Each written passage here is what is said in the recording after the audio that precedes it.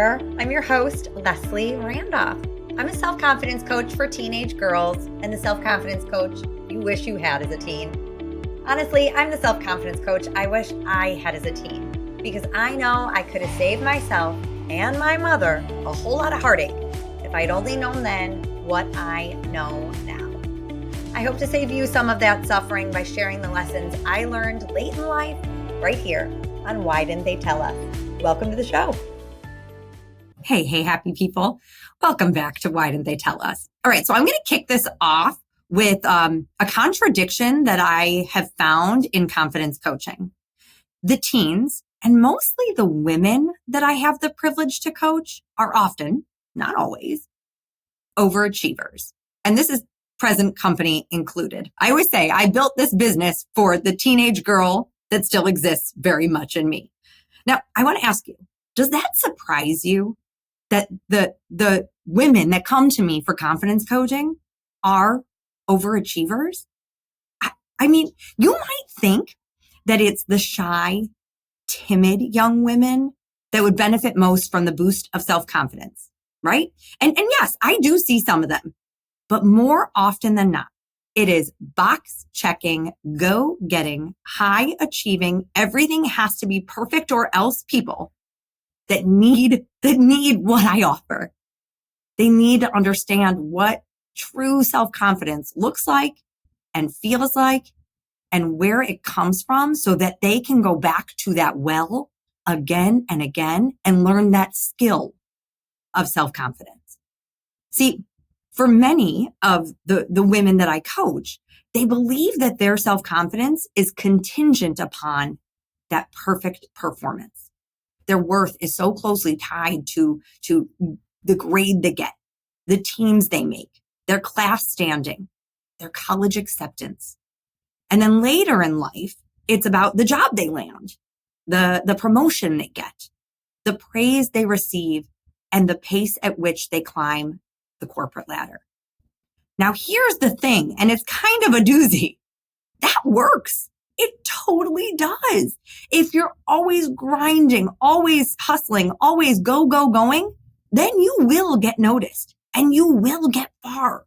And you'll likely have the title and the accolades and the degree to show for it. But at what cost? Because perfectionism is a grueling pace to keep. And eventually it catches up with you, not just physically or emotionally, but it chips away at your confidence too. So today, I have called in an expert to help us unpack this. Why do so many high achievers fall into this cycle? What beliefs are at the root of it? And more importantly, what do we do to shift it? Not just for us, but for the next generation. Here to help me answer these questions is Pooja Venkatraman. Pooja is a double Harvard grad, ex-management consultant, and a former stressed out high achiever. Today, she is an executive coach who helps high stress, high achievers find healthy and sustainable ways to get where they want to go in their careers and in their lives without the weight of pressure and perfectionism holding them back. Pooja, welcome to the show. Thank you so much for having me. I'm so excited to be here. I'm so excited for you to be here and to help us understand how we can be high achievers without that high stress, that high pressure, that go, get it done pace. So you're going to give us all your wisdom. Absolutely. I'll do my best. I have all the faith in the world. You know, I was thinking about this as we got onto the show, is that I often say, like in my marketing tagline, that I am a self-confidence coach for teenage girls and the teenage girl that still exists in all of us. I said that like even at the top of today's show, right? Like I still have a teenage girl in me. And I think part of this is because of the women that I've had the privilege of coaching. We're seeing this show up later in life, right? The climbing the corporate ladder, or if they're starting a new venture, that imposter syndrome that comes up. But those beliefs, the root cause of it, those are formed in our tween and teen years. Wouldn't you agree?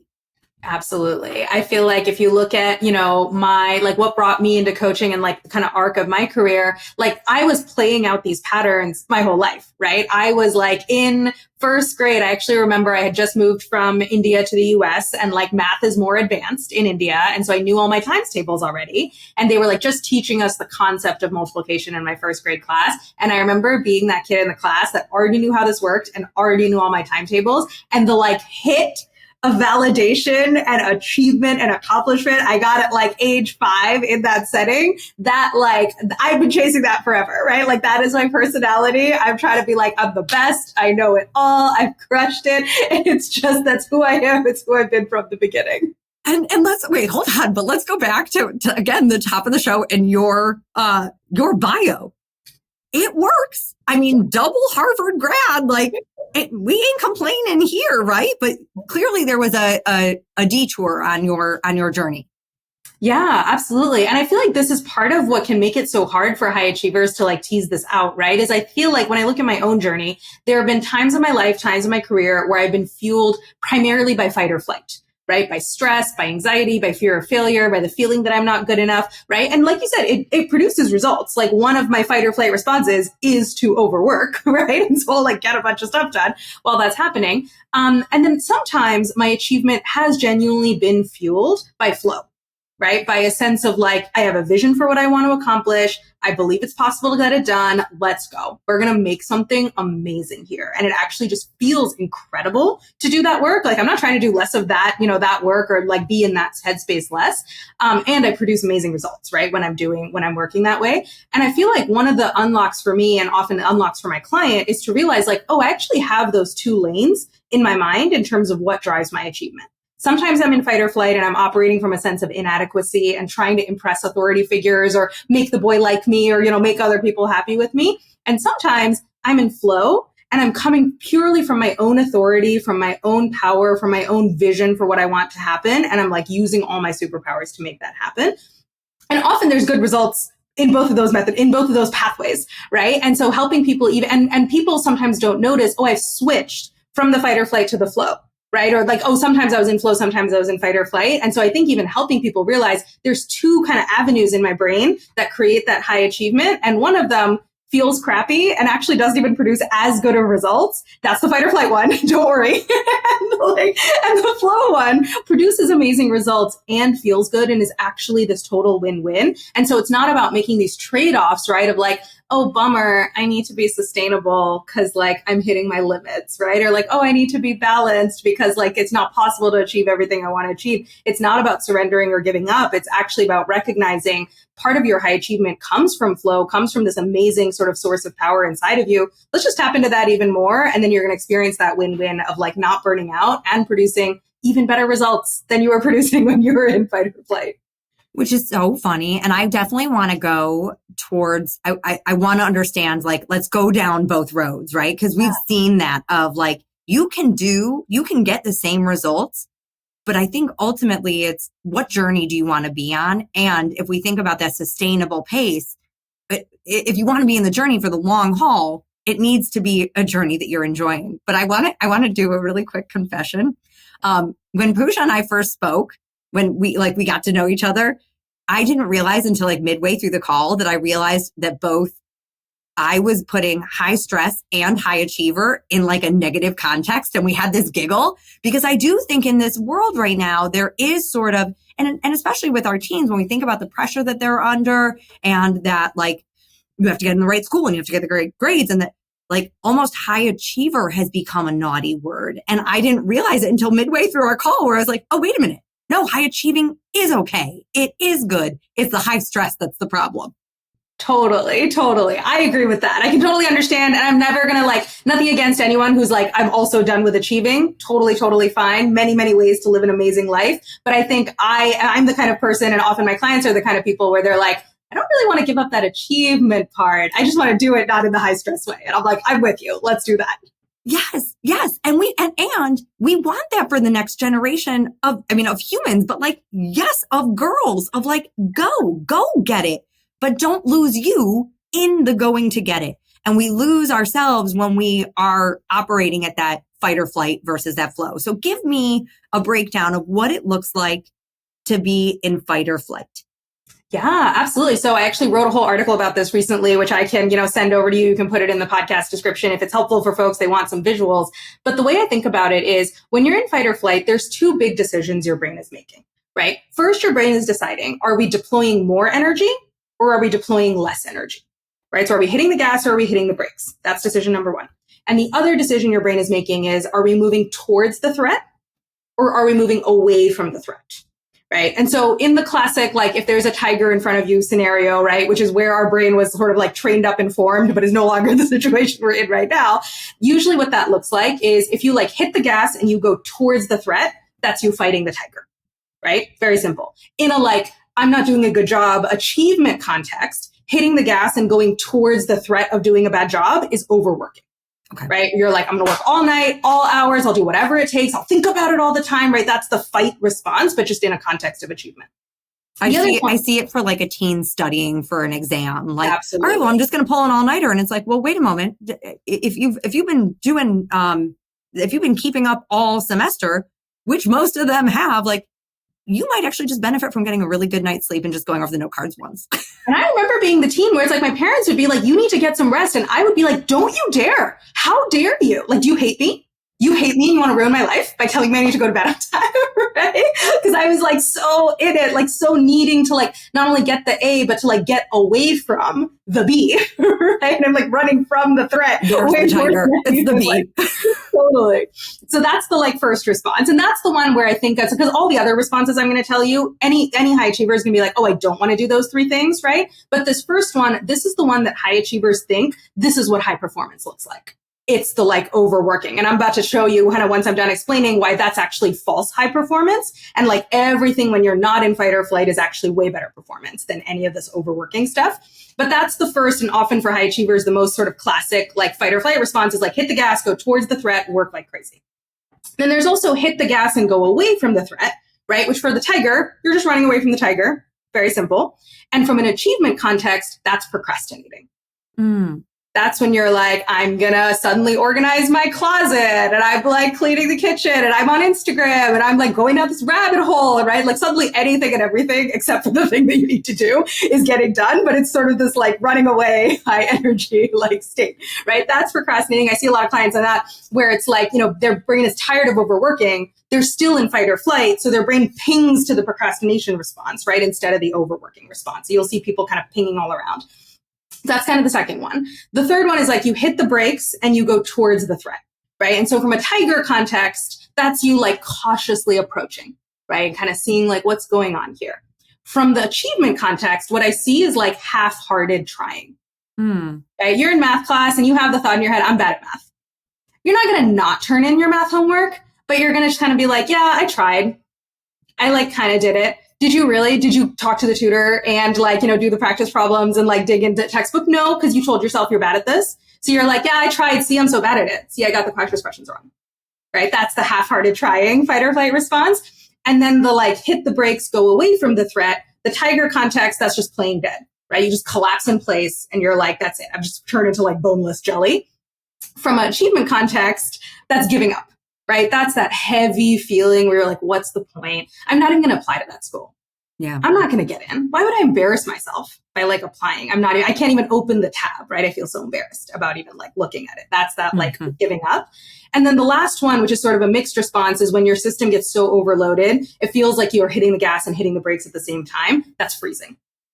Right? That's that deer in the headlights, right? Like, oh my God, I just can't do anything. And I've experienced that like literally at work and certainly at school too, where you're like, you have so much stuff to do. You literally have your planner open and you have your laptop open, you have it all there and you're like, I can't do it. Like, I can't. Yeah, paralysis. I was like, wait a minute. I know this. I've been here. I think, and ding, ding, ding. Yeah, it's paralysis. You're just like so overwhelmed. You don't even know what to do. You can't even do anything. So that's the common, and there's more, there's more kind of places in that matrix that your brain might find, but those are the most common kind of fight or flight responses that I see. And like I said, every high achiever is like, yeah, I don't want to procrastinate. I don't want to kind of half-heartedly try. I don't want to give up. I don't want to freeze. But they think, oh yeah, I'll just overwork. And that will take care of all that other stuff. Totally, right? It logically makes sense, but in life, it does not. Totally. Because that overworking not only like exhausts you, right? Because you're still in fight or flight. Once the overworking doesn't work, your brain just pings you around to everything else, right? So you overwork, then you procrastinate for a while, then you give up for a while, then you're like, maybe I'll do some like half-hearted trying. And you're just like stuck in this like, lower level of performance, just kind of ping-ponging around all these responses. Versus when someone's not in fight or flight, right? I like to call that flow. I know flow state has like a more specific definition for psychologists, but just for ease of communication, I'm like, there's fight or flight, and then there's flow, which is just you're not in a threatened state. You're not like, feeling fearful or running away from a threat or managing a threat. You're just like, oh, there's no threats here whatsoever, right? And when you're in flow, what I find is your brain's making the same decisions, right? Of like, do we deploy more energy or less energy? Do we move towards, it's not a threat anymore. So it's like, do we move towards our goal, our desire, our like wants, or even just the circumstance, right? Like that exists, but do we move towards or do we move away from, right?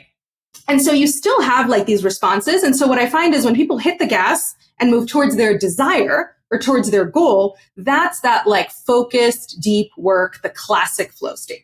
Right? That's where you do your best work. That's me when I was in high school applying to be the editor-in-chief of my newspaper. I spent a bunch of time in procrastination and fight or flight. I didn't start the application till 1 a.m, right?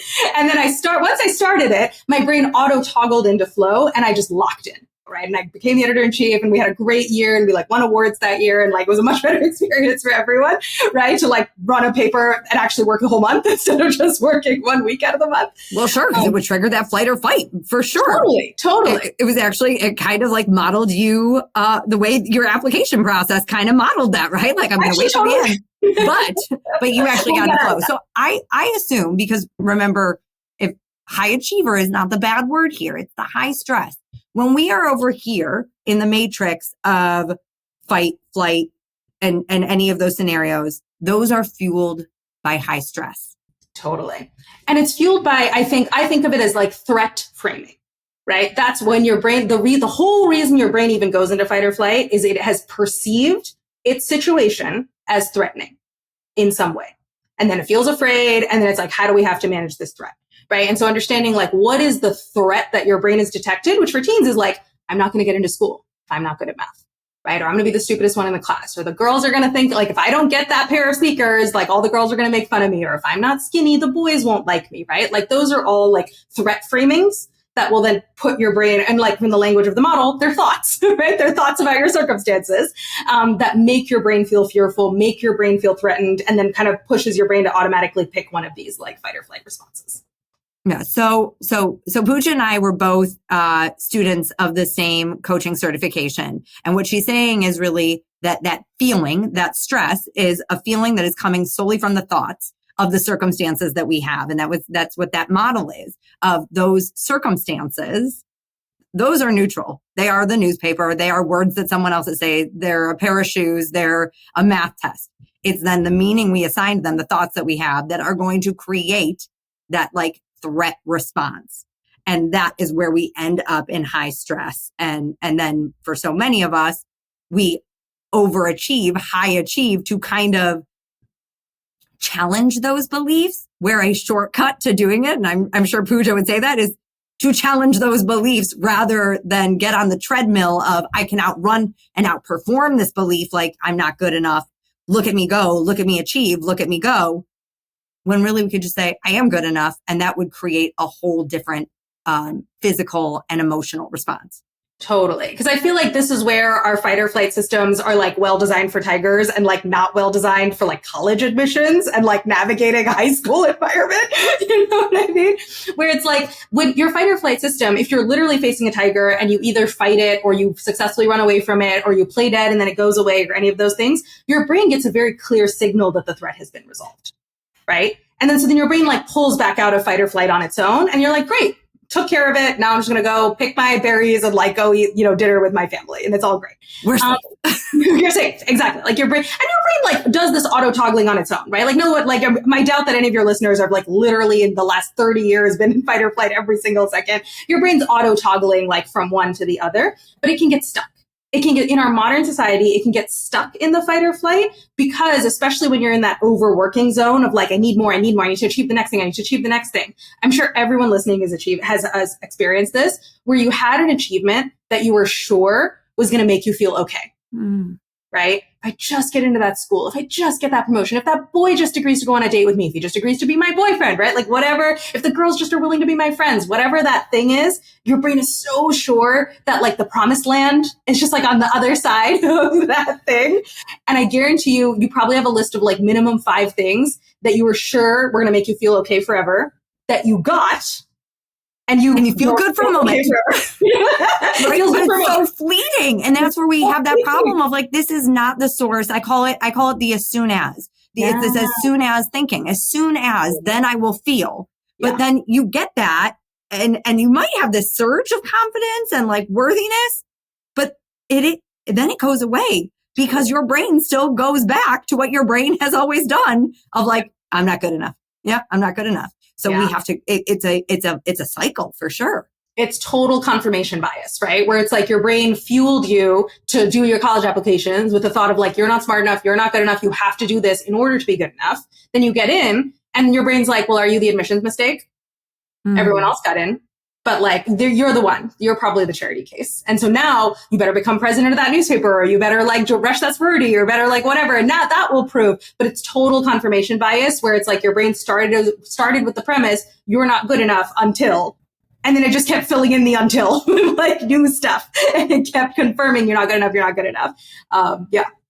And we, I think about like how we then, it makes sense that we look externally for this, because if you even think of us like as little kids, like I'm thinking of little Pooja who knew all of her times tables and like, oh, that felt so good. Like when the teacher would call on me, that felt so good. And so then we seek that even more to confirm what we want to believe about ourselves. But if we're looking outside of ourselves, whether it is that external validation or that achievement, we're never going to find what, as our expert today said, our flow, and that we can achieve without this high stress.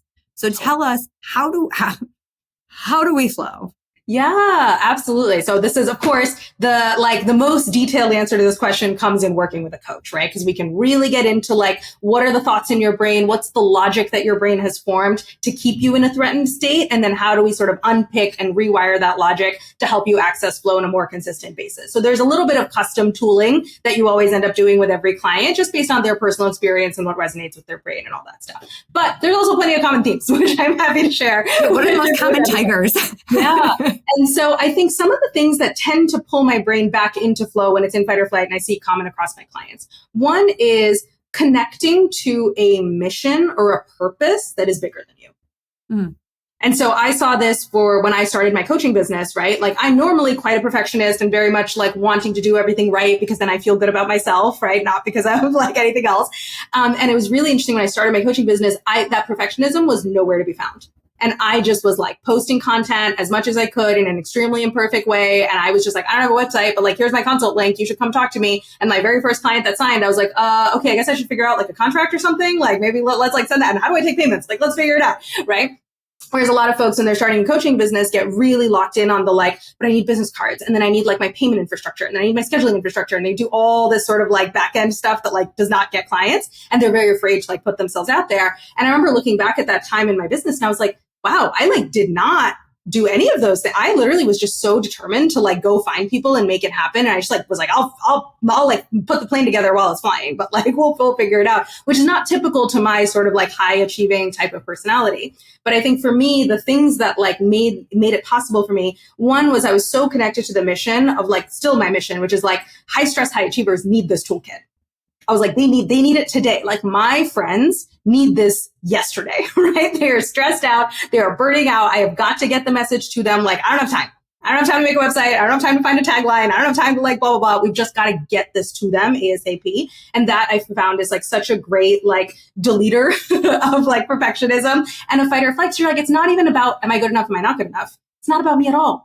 It's about something else. It wasn't about me at all when you were talking about that. It's about the people that I have the privilege to then one day help and serve. And it's also, it's not about me, which I think is very cool, but it's also not, notice how she wasn't even focused on the people that could judge her. She was focused on the people that could help her, because I think so often we focus internally on ourselves and then we focus on the people who will be looking at us and what will they be thinking. But so it was all about, and that's such a great word, my mission, my purpose. Like, what is bigger than me here? Yeah. Absolutely. No, I like all my social profiles, like Facebook, Instagram, LinkedIn. I didn't make separate business ones. I just converted all my personal ones into like business, into like coaching accounts. And I literally like everyone in my network, like thousands of people just started getting bombarded with like my thoughts about coaching. And I talked to so many other coaches who were like, no, I definitely wanted to set up a business profile. It's like, I didn't want to bother my network. And I was like, listen, if you're bothered, you can mute me, but I have a message to share. So I need to blast it to everybody like right now. My crusade. Yeah. So flow is that ability to then, get, which is almost counterintuitive though. It's like almost to get out of your own head but it sounds like, well, you correct me here. Either to get out of your own head, you correct me here, either to get out of your own head or to direct your head at something that is really, inspiring. Yeah, I think that's one of the ways to get your brain out of that threatened state, right? Because I think like what feels most threatening to my brain, certainly, and I think to a lot of high achievers' brains, is this like, I'm not good enough. Like that thought is just so devastating and will just take my brain down, right? If there's any situation where my brain interprets it as, I'm not good enough, then all I want to do is like scrabble and fight against that threat or give up and like crawl in a hole, right? And like not deal with it. And it's like the classic way to address I'm not good enough is like, I am good enough. Which is not a bad way to address it at all. Like, I think that works great, but it's such a fun, like, judo flip, right? To kind of be like, I'm not good enough. I'm good enough. Bro, what if it's not about me at all? Right? What if I don't even have to think about me? Well, and if you're really in that place of I'm not good enough, it's a big leap and a jump to get to I'm good enough, right? And like your brain might just not believe that at all. And then, you're running from the tiger again, or you're spending all night studying for the math exam. Absolutely. There's a great analogy I heard, and like another coach talked about this. So she was a coach and she was also an ER nurse. And so she was kind of building her business at the same time. And she talked about in her coaching business that I'm not good enough was coming up all the time. But she made the connection to being a nurse where she was like, if there's a patient bleeding out in front of me, she was like, I don't have time to think about whether I'm a good nurse or not. She was like, that is irrelevant because I'm the nurse that's here. And every patient is thankful that she is not questioning her good enoughness in that moment. Like, can you save me? Yes, I can do this. And so I feel like it's such a good, I think about that example all the time of just the like, how, like, what if it's just not about you? And you're the person who's here. You're the person who can help, and just focus on that. And I think that's one way of getting my brain out of that fearful, threatened state, is just to kind of be like, hey, this whole question of like my personal good enoughness, what if it's not even that important? And we can just focus on like the person who's bleeding out in front of me and like what I can do for them. Totally. And then and it doesn't require all that mental gymnastics of like proving my good enoughness. It's just a moot point at that moment. But that's one of the other one that I ended up using a lot too was that to like kind of keep me out of perfectionism is I like to think about like, how is every scenario a win? Right? Because I think that's one of the things that can be really stressful for brains is like, oh, there's a win-lose, right? Either I get the A and like, okay, that's okay. Or I get a B and like, like that's horrible. And so then that like sets up a dichotomy of like one good thing, one bad thing. And then you have to run away from the bad thing and like run towards the good thing. Versus if you can think of it as like, okay, well, how are both outcomes okay? That can make it feel less threatening and less fearful. It can, especially when you're in school. And this is where the like mindset gets formed. In school, the rubric is very clear. Right? Of like, here's the syllabus, here's everything you need to do, here's the criteria for an A, B, or C, like here's what the college admissions committee is looking for, and like you get told whether you get in or not. And so it feels like there's this objective like criteria that you have to meet in order to be good enough, right? And there's these like unimpeachable authority figures that are telling you like, are you good enough or are you not, right? Are you like smart or are you dumb? Are you going to be successful or are you like not, right? And it feels so real. And I feel like so much of like becoming an adult and like and getting in the first years of career, this is where a lot of people realize this. They're like, oh, these authority figures are not infallible gods. They're just people making up a rubric and then like making completely subjective judgments. And like, one manager can think you're the smartest person ever and like total rock star. And then the next manager is like, oh, this person's an idiot. Why did we hire them? You did the exact same work for both of them. And I'm sure, like you've experienced this is with teachers in schools, like you write one paper and one teacher's like, this is amazing. You write the same type of paper. That a teacher's like, this is crap. And you need to change everything.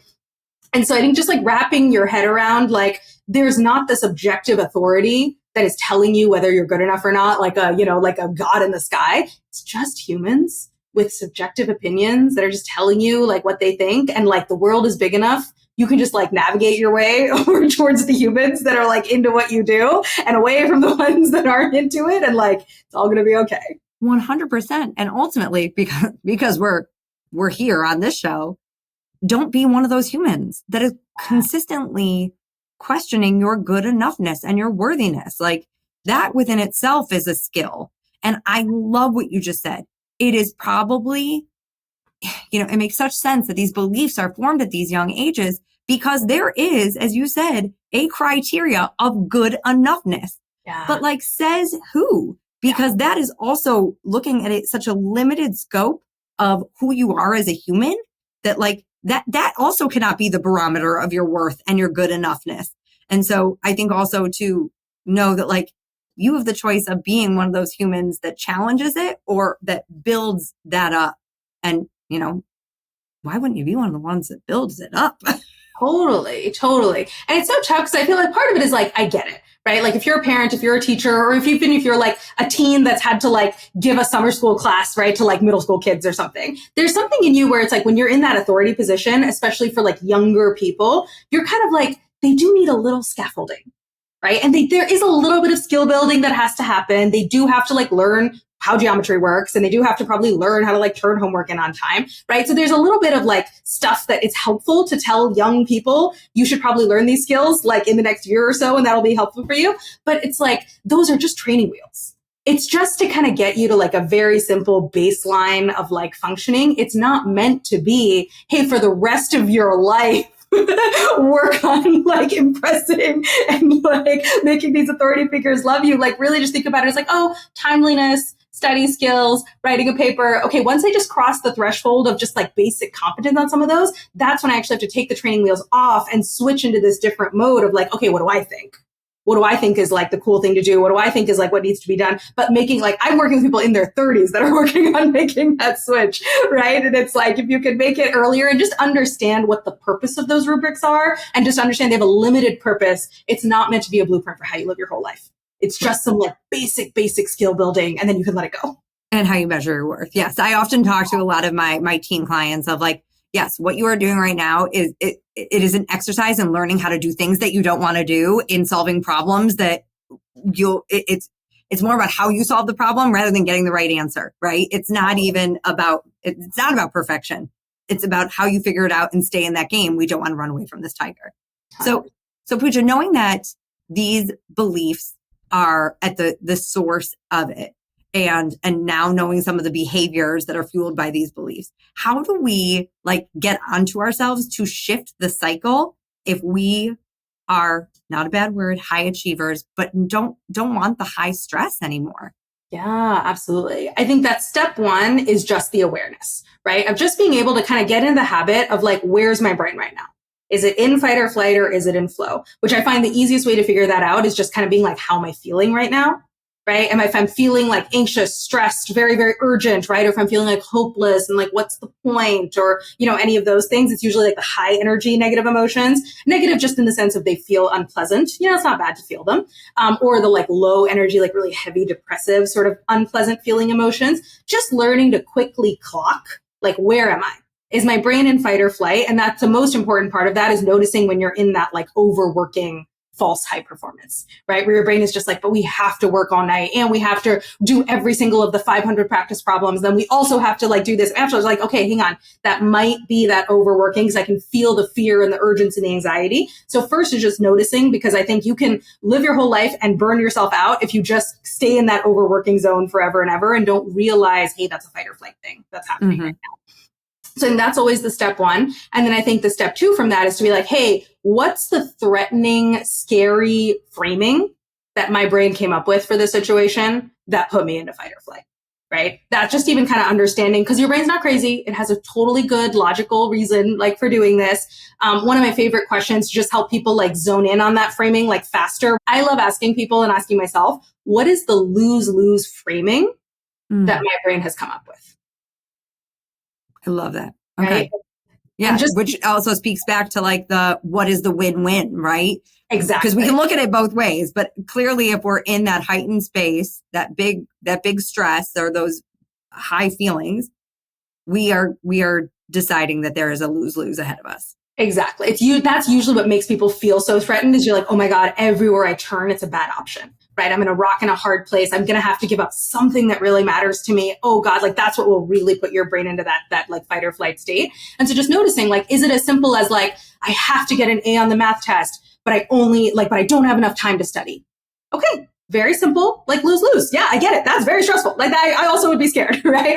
Or I have to sleep, but I also have to study all night. Like lose. Because we're deciding that either I can't sleep or I can't study. Lose. Yeah, exactly. Right. Or like another one that I see that comes up with my clients is often like, oh, I have to do what my boss is saying and I have to impress them, but I disagree with what my boss has to say.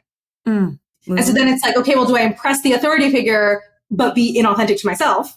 Or do I like be authentic to myself and I lose the respect of the authority figure and get fired, right? And so that like, oh, I have to do something that doesn't feel right to me can often be in like one of the lose categories, right? And then like approval, achievement can be like in the other lose category a lot of times.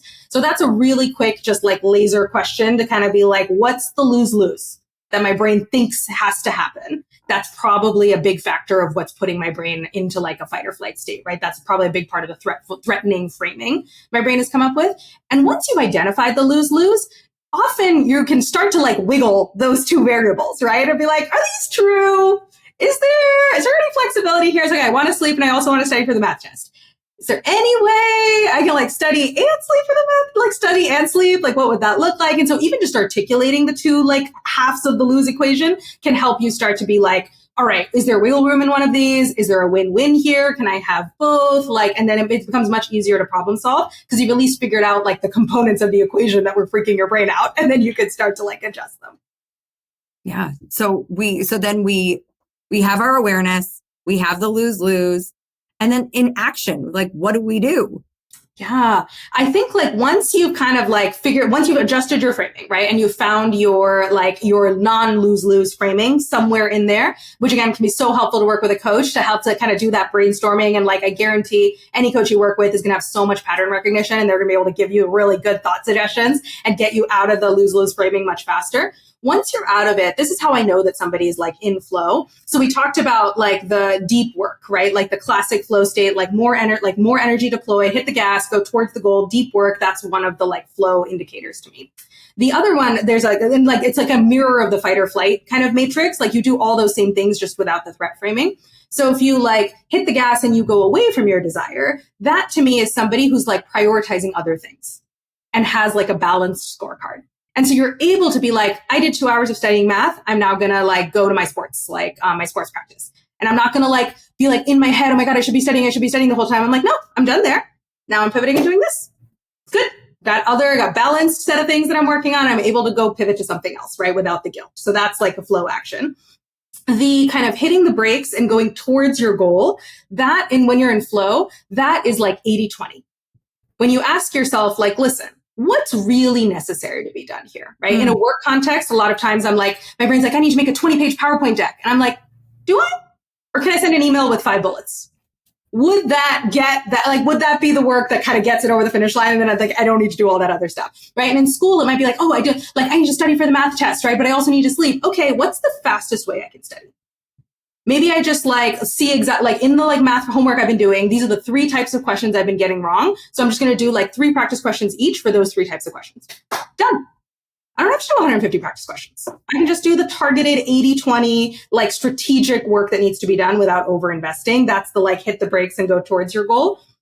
And then the hit the brakes, go away from your goal is like true rest. You're like, I put in 4 hours studying. I'm wiped. I'm proud of myself.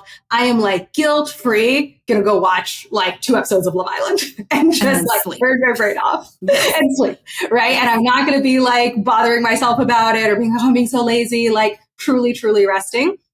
And then the middle of the matrix for me of like, the counterpoint to freezing is, I like to call it strategic waiting, right? Where you're not frozen.